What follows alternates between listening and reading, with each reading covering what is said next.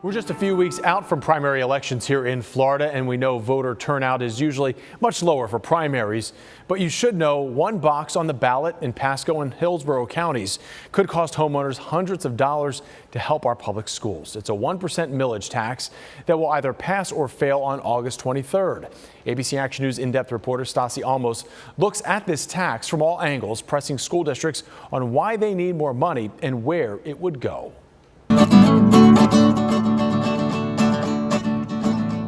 Jonathan Casañas has been teaching music in Hillsborough County public schools for nearly a decade. I have a good friend, his name is Billy Whiting, and he says shared music making experiences help to strengthen social bonds. And I feel like that's something we're missing a lot in schools today. Casañas lives for the joy and creativity he sees in his students, but he fears any day could be his outro. A lot of teachers, especially in the arts, are concerned about what the following years are going to bring for them. And a lot of them are pursuing other roles, other career opportunities, because it's just not competitive to work in this market. And as we know, inflation's going up and it's getting harder to live in the area. It's reasons like this that Hillsborough and Pasco County public schools are asking voters for a 1% millage tax on the primary ballot. In Hillsborough County, they're short 680 instructional positions with an average salary of $47,000. If approved, the district promises at least 75% of the money to enhance the average instructional salary by $4,000 and the average non-instructional salary by $2,000. Add 45 art teachers, 67 music teachers, and 37 PE teachers, repair and replace art, music, and PE equipment, and expand workforce education programs. It's a hard time right now, we get it, but last year we had 8,000 students that did not have a stable teacher every single day due to the Great Resignation.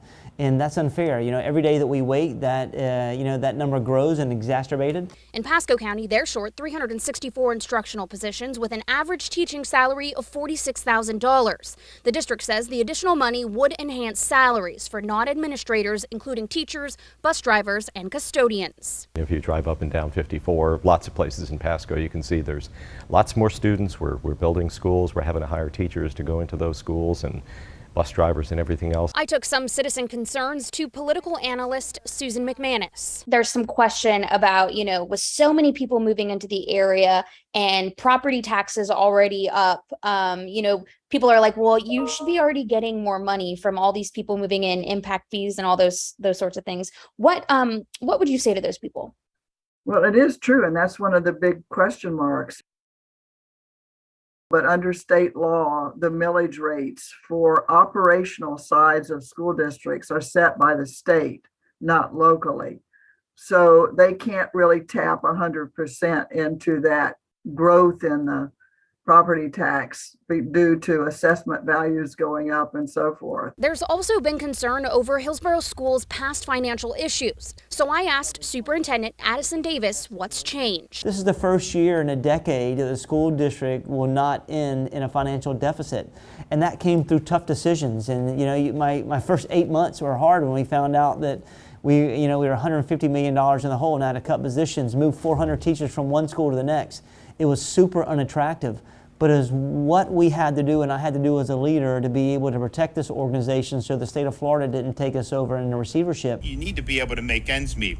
As for state help, last year Governor Ron DeSantis allocated $800 million to raise minimum teacher pay from $40,000 to $47,000. But board members out rallying voters say they're losing teachers to other counties that pay more. I think the state is starting to do better, but we also have to compete with our neighboring districts. So when the state does better, everybody does better. Unfortunately, some are leaving the profession altogether. I can tell you that, last week we lost 2 music teachers in our county who are ready to make a move, a different transition to something new, where hopefully they can be compensated a little bit better and have a little bit more consistency. Analysts say this vote comes down to who shows up for the primaries and where their priorities and trust lie.